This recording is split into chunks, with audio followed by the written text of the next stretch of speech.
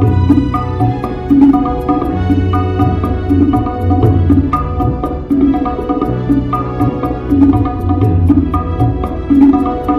organization, I must say, we are proud about you. We are totally depending on the society, and the society is helping and ever in a wonder. Today, on this auspicious occasion, we are so lucky, so blessed.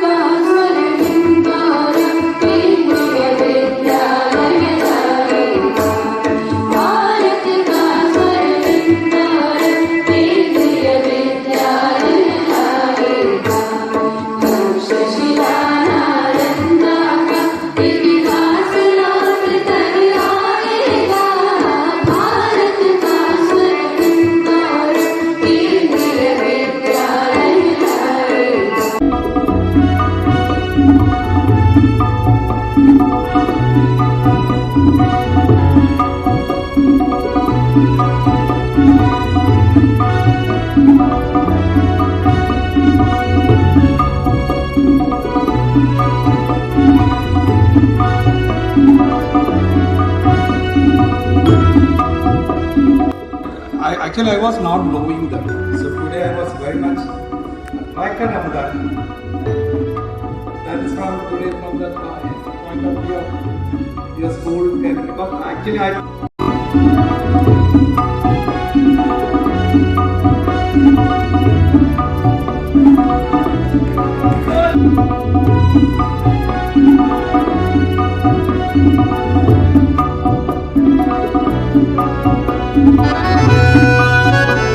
this day, I would also inspire each one of you to rise up to the leadership of the country. And I chose the word leadership because it is different from every other walk of life. If you are hardworking, you could become a good worker. You can contribute to the workforce of the country. If you are educated, you can be a good manager.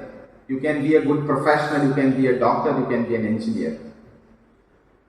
But to be a leader takes more effort than being a worker or being a professional. Being a leader means the ability to take decisions at the right moment. So to be able to take decisions, my friends, you should be able to understand what is going around you, what is awaiting you, and innovate accordingly. So you should be a visionary to take appropriate decisions at the right time. You should see around and see what is coming. You should be adaptive, you should be creative, you should be innovative. A lot of things through group activities. You learn a lot of things through listening. You learn through traveling. You learn through reading. You learn through browsing the internet through your computer labs. And through all these processes, you learn by planting saplings. You learn by nurturing trees. Through all these activities, you develop an experience, an exposure.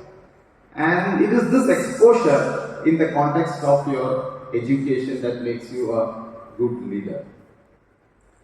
We have a young workforce in this country, lakhs and crores of workforce. We have thousands of professionals. What we lack in modern day is leadership. And for leadership, you need exposure beyond education. So that's one thought that I would like to share with you. And no leader in this world can do things on his own. It is teamwork that makes good leaders. I will tell you a small story. It was long back when the Indian Space Research Organization was trying to send the PSLV rocket, as you may know. Sri Abdul Kalam was in charge of that.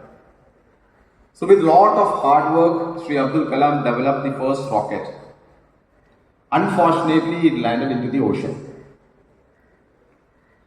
He called up with great remorse and sadness Mr. Satish Dhawan, who was the chairman of Indian Space Research Organization. Sri Abdul Kalam told Mr. Satish Dhawan, sir, I am very sorry I could not succeed, the rocket has landed into the sea. So Satish Diwan said, "Don't worry, I will conduct the press conference and I will tell the people what has happened." Sri Satish Diwan took the press conference on that day and he owned up the responsibility of the failure and he assured the nation that we will succeed the next year. The next year, Sri Abdul Kalam experimented his second PSLV and that was a grand success. He was delighted and he called up Mr. Satish Diwan and said, "Sir, this time we have succeeded." Satish Diwan said, "Mr. Abdul Kalam, it is your success. You celebrate it and you do the press conference." So when the failure came, the leader was there to take up the responsibility. And when the success came, he gave it to the subordinates. That is how humility works in leadership. If you have seen a cricket match, you should see. After a 2020 loss in a 2020 match, Rohit Sharma always walks in the front because he owns the responsibility of the loss. And if you see, when the team wins, he allows the team to enjoy and he walks from behind. And that's what leadership is all about. Taking the responsibility of the failure and giving the credit of success to the team is the second thought I would like to share. And the last and final thought. There was a small experiment in the United States of America. 10 students, high school students, were called upon to the stage. Each of them were given one balloon and one needle. A balloon and a needle. The balloon was fully blown and each of them were given one balloon and a needle. So the professor told them that the lights are going to be switched off for 1 minute. After 1 minute, the lights will come on again. And when the lights come on, whoever is having the fully blown balloon will win. So to start with, everyone had a full blown balloon and a needle. Immediately the lights went off. All the students started pricking each other's balloons and bursting it. Ultimately, when the lights came on, nobody was there with a full blown balloon. Everybody's balloon were bursted by the neighbors.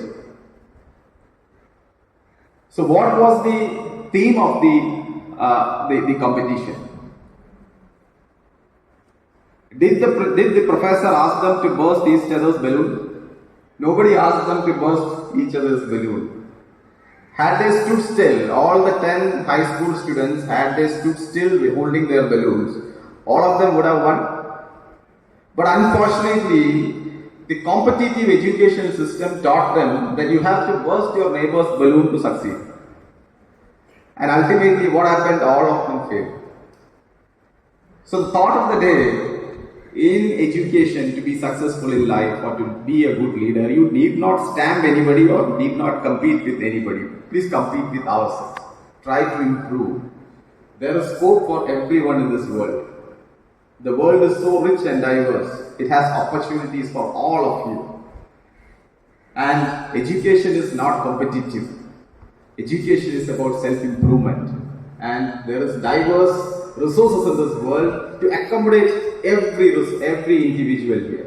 And it is a wrong thought that you need to be competitive and you need to snub somebody to succeed.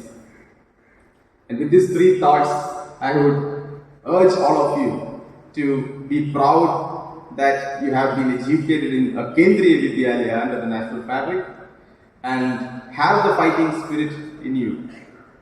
As Atal Bihari Vajpayee said, "Haar nahi manunga, rar nahi thanunga. Kal ki kapal par likhta mithata hu, geet naya gata hu, geet naya gata hu." Thank you.